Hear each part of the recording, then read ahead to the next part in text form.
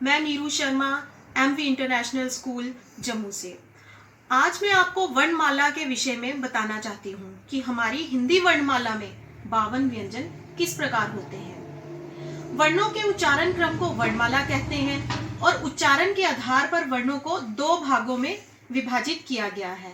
पहला स्वर और दूसरा व्यंजन।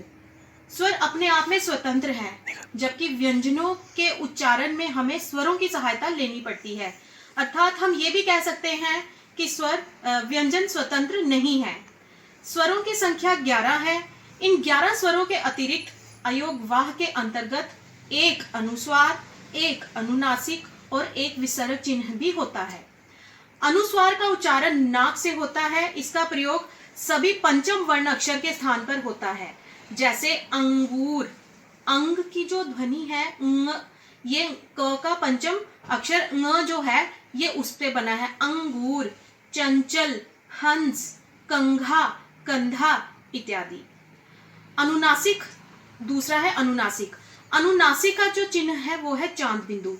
तो इसका उच्चारण नाक और मुंह से होता है, जैसे बांटना, आंख, दांत, पूंछ इत्यादि। विसर्ग का उच्चारण ह के समान किया जाता है। इसे व्यंजनों के आगे जैसे प्रायः, प्रातः, मूलतः इत्यादि ऐसे प्रयोग किया जाता है। अब बात करते हैं व्यंजन की। तो वे वर्ण जो स्वरों की सहायता से बोले जाएं तथा जिनका उच्चारण करने के लिए वायु को मुंह में अलग अलग स्थानों पर रुकना पड़े, व्यंजन कहलाते हैं।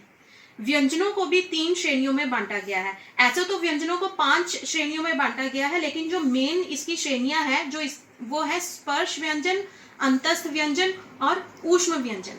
स्पर्श व्यंजन के अंतर्गत व्यंजनों को 5 वर्गों में बांटा गया है, जैसे क वर्ग, च वर्ग, ट वर्ग, त वर्ग और प वर्ग। क वर्ग में 5 व्यंजन होते हैं और हर 5वां व्यंजन जो है वो पंचम अक्षर कहलाता है, अर्थात उस वर्ग का पंचम अक्षर होता है।